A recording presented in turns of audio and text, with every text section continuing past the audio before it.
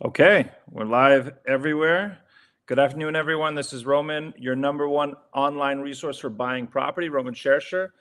Thank you for joining me and taking a look at what's going on in the real estate market. Please keep in mind, if you like the video, please make sure to hit the like button at the bottom so I need to know to keep creating this content and videos just like this. I'm going to be talking about what's going on in our market.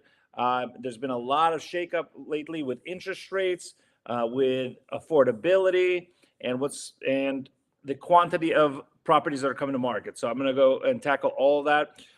Current projects, real quick. I have a property coming up in Woodland Hills. It's a big renovation we've been working on for 6 months. Really opened up this beautiful property south of the boulevard off of Shoup in Woodland Hills. We have a property that we're working on in Northridge that'll be coming to market. We have a new condo that we just brought to the market in Studio City. And today, we just listed a new house on Rubio in also Northridge. Beautiful 3-bedroom, 2-bath, turnkey. Move right in and live there happily. So reach out if you have any buyers or are interested in any homes in these regions. All right, let's jump right in and talk about affordability. So housing in California has been very unaffordable for many, many, many years. And last year it reached a low of 15%. And what does affordability mean? Affordability means how many people in that market can afford the median price home in that market.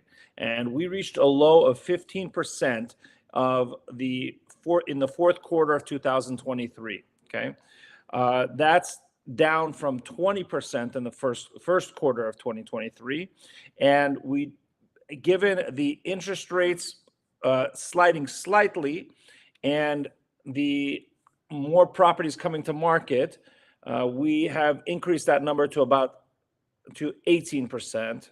17% of California households could afford to purchase the $814,280 median price home in the first quarter. Now, how does that translate to Los Angeles? Los Angeles, a year ago in January, we were at 19%.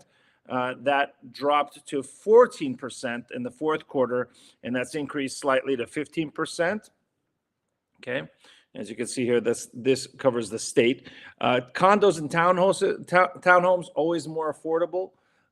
They were 27% of the affordability of the median quantity of people can afford the median home in that area. Is at 27% in California. It is dropped. It would drop to 22, and now it's gone up to 24. So this is more favorable for sellers, in that you have more people that are able to afford the homes, and that'll lead to more buyers. Now, as prices climb, if they climb, this affordability number would go down, right? In Southern California, you can see here, LA City, it was down to 11. It jumped back up to 14, down from 17 a year ago, first quarter of last year. And in Orange County, they have the lowest. Orange County and San Diego was at 12. It is now at 11, and San Diego 15 down to 11 as well. Imperial County seems to be the most affordable through Southern California. All right.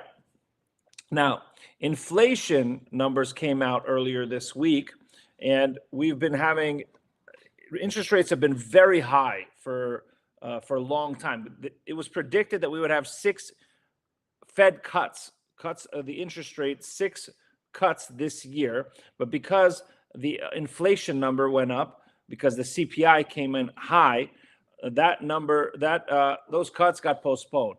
And so we're starting to see inflation cool, with CPI climbing only 0.3% as opposed to the forecasted 0.4%, and that's lower than the economists forecasted.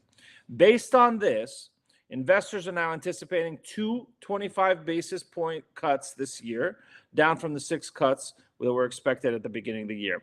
In fact, following this data's release, the CPI numbers, the markets were pricing in about a 53% chance that we'll see the first Fed cut start in September. That'll be great for real estate sales. We'll have more buyers coming into the market, as we're now seeing a lot of prices, a lot of price cuts in the market.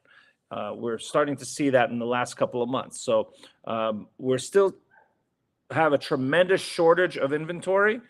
We are up about 18% from an 21-year low last year. We're up 18% on that, but even still, it's a big drop in the bucket to help alleviate the amount of homes needed for the quantity of buyers out there. We're still seeing multiple offers in all aspects of the all price points, except for the ultra luxury.